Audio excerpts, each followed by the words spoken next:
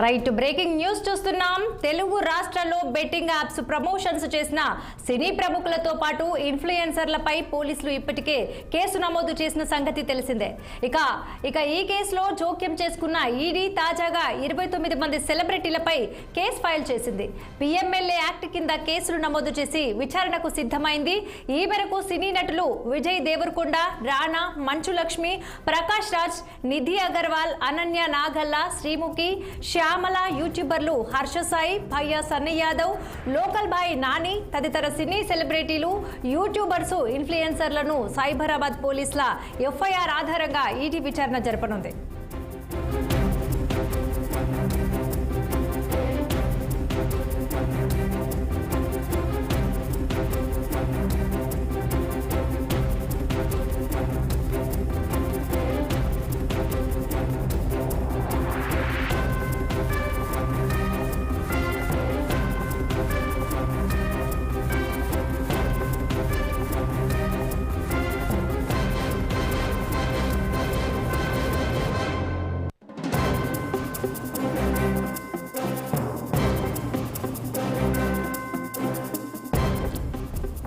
తెలుగు రాష్ట్రాల్లో betting apps promotions చేసిన సినీ ప్రముఖులతో పాటు ఇన్ఫ్లుయెన్సర్లపై పోలీసులు ఇప్పటికే కేసులు నమోదు చేసిన సంగతి తెలిసిందే.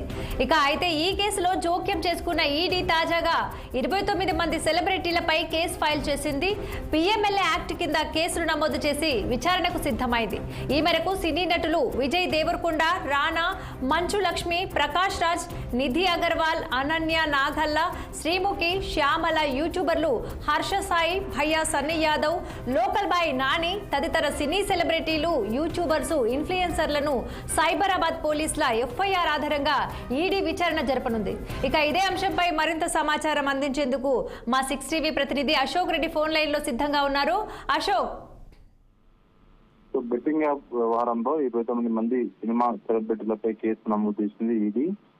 ఇందులో ప్రధానంగా hero Vijay Deverakonda, Rana Daggubati, Manchu Lakshmi, Prakash Raj, Nidhi Agarwal, Ananya Nagavalli, Pranitha Subhash, anchor Sreemukhi, anchor Shyamala, YouTuber Harsha Sai, Bhayya Sunny Yadav, local boy నానిలతో పాటు మరికొందరు సెలబ్రిటీల పైన మొత్తం 29 పైన ఈడీ కేసు నమోదు చేసింది. గతంలో ఈ బెట్టింగ్ వ్యవహారంలో రాష్ట్ర వ్యాప్తంగా చర్చ కొనసాగింది. వీళ్ళు ఈ బెట్టింగ్ యాప్ సంబంధించిన కంపెనీలతో 100 కోట్ల రూపాయలు ప్రమోషన్ కోసం డబ్బులు తీసుకుని వాటిలో బెట్టింగ్ పెట్టాలంటూ అమాయకమైన యువతను ఆకట్టుకునేందుకు వీళ్ళు యాడ్స్ చేశారు. సో దానికి అనుగుణంగానే కొంతమంది ఫిర్యాదు మేరకు Panjagutta police station, Jubilee Hills police station లో వీళ్ళపైన ఫిర్యాదు కూడా అందింది. వాళ్ళపైన కేసులు నమోదు చేశారు. వాళ్ళని గతంలో విచారణకు పిలిచి విచారణ కూడా జరిపింది రాష్ట్ర పోలీసులు, అదే విధంగా సిఐడి అధికారులు, ఏసీబీ అధికారులు. సో కాబట్టి ఇప్పుడు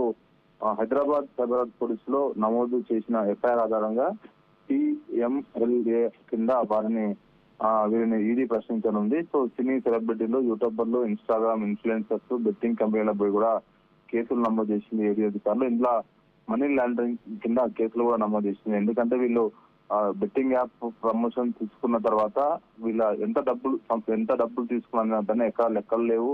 ఆ డబ్బులను ఎలా దారి మళ్లించారు, మనీ లాండరింగ్ పాల్పడ్డారా అనే కోణంలో ఈడీ ఈ రోజు విచారణ జరిపే అవకాశం ఉంది. సో వీరంతా ప్రత్యేక కేసు నమోదు చేసింది. వీరి త్వరలోనే వీరందరినీ ఈడీ ప్రశ్నించే అవకాశం ఉంది. ఇప్పటికే గతంలో ఈ బెట్టింగ్ వ్యవహారంలో లోకల్ ఏసీబీ అధికారులు విచారించినప్పుడు వీరంతా హాజరయ్యారు.